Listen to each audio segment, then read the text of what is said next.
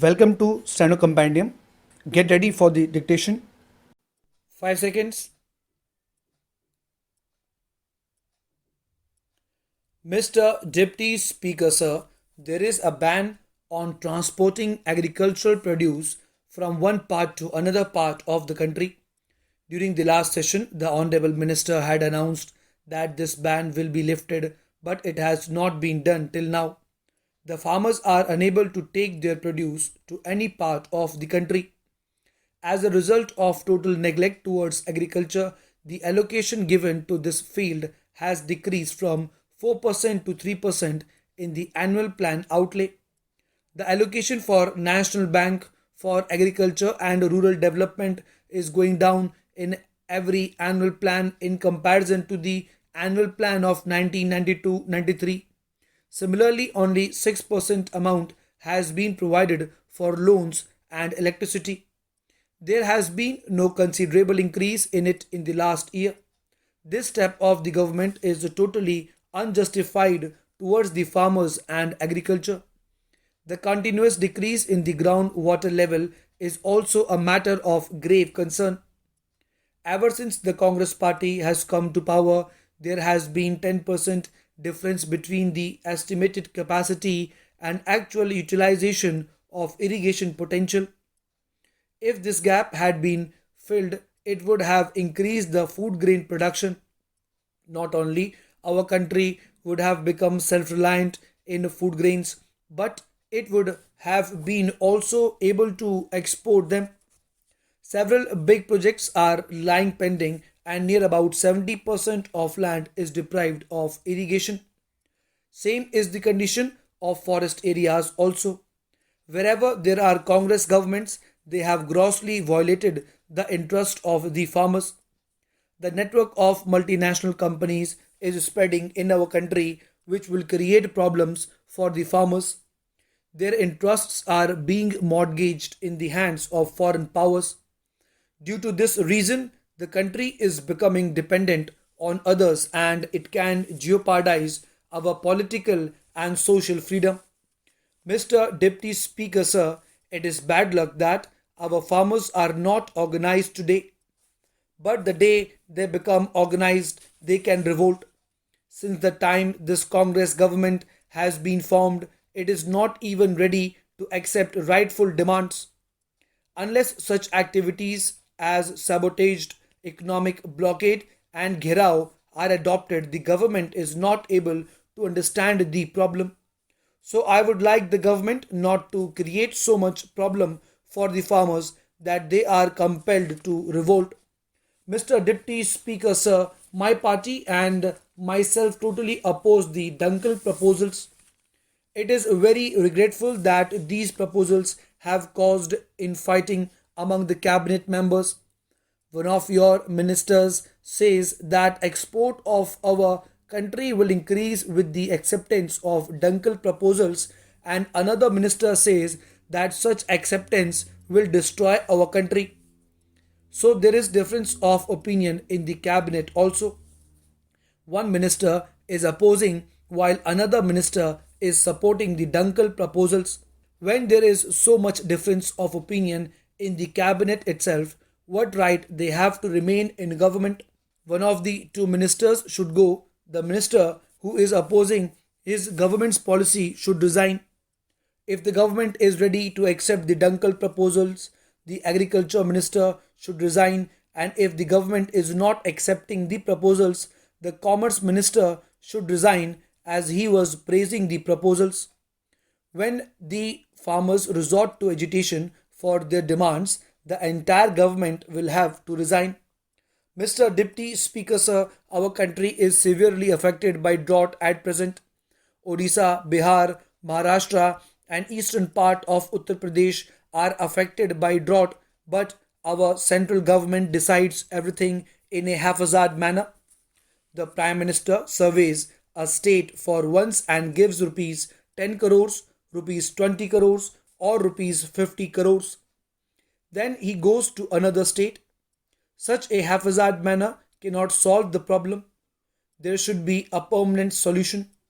Even after 65 years of independence, the government has not been able to control drought. Maximum rainwater is wasted and there is no storage facility. Sir, Andhra Pradesh is also severely affected by drought, and the situation has become so worse that the farmers are forced to kill their own children. Neither there is fodder nor water for their cattle. Sir, it is just opposite in Karnataka. It is affected by floods which have caused a lot of damage. On the one hand, there is devastation due to heavy rains. On the other hand, there is suffering due to drought. I have read the draft of the agriculture policy. I do not think that the Honorable Minister of Agriculture has paid any attention towards this problem. I would like to submit that this agriculture policy is unfavorable to the farmers. No facilities are being provided to them, and agricultural inputs are being made costlier. Injustice is being done to them. 80% of the population of this country are cultivators, and the government should think about their welfare. If this is not done, then 80% population will resort to agitation, as I have said earlier also. Mr. Deputy Speaker, sir, at the outset, I would like to express my heartfelt thanks to you for having given me an opportunity to participate in this discussion on the demands for grants of the Ministry of Agriculture.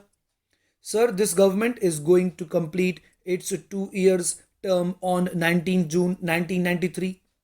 In the last 2 years, I have been closely watching how this government is taking keen interest to help this unorganized sector. This is the major rural sector comprising about 70% of the population, but in all the three budgets which they have presented before this house, I am sorry to say the government has not shown any keen interest. In the first budget, we demanded the government to agree to constitute a committee to go into pricing policy of fertilizers. Ultimately, a portion of the recommendations of the Joint Parliamentary Committee, which suited the government, was accepted and the fertilizer decontrol was done. Now, I would like to say how this government has taken a callous attitude towards the farming community. In the last budget, various concessions were given only to the affluent sections of the society and not to the farming community, except a reduction of the excise duty on the tractors which are above 1800 cc, and the tractors which are below 1800 cc have not been touched. Of course, the Honorable Finance Minister, while replying to the general discussion on the budget, had said that the Prime Minister is considering to give certain concessions as far as the fertilizer prices are concerned. All of a sudden, what made the government to reconsider the question of reducing the prices of fertilizers to give some concessions?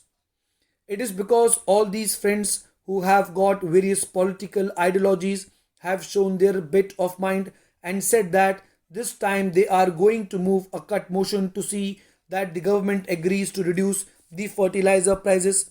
So now at this stage, I would like to make an appeal to all sections of the House, irrespective of the political parties, and to such of those members who are really interested in uplifting the farming community to forget the party alliance.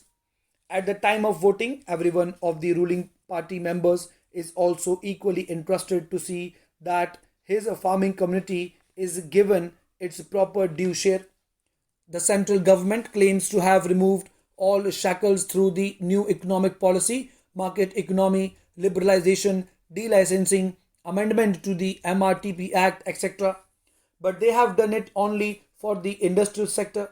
Some of those people have been really enjoying the benefit for the last 7 5-year plans for the last 47 years after independence. But all these structural reforms or the economic reforms or the export policy changes or whatever they may be, they are only having an eye towards those people, and these changes have been made for those people. I would like to ask this government what are the types of structural reforms that have thought over for the farming community. You are amending the MRTP Act. The industrialists can make any amount of investment the industrialists can make any amount of profit. So there is no restriction for those people. Unfortunately, for the people who come from the rural areas or the people who are actually the tillers of the soil, they have got all restrictions.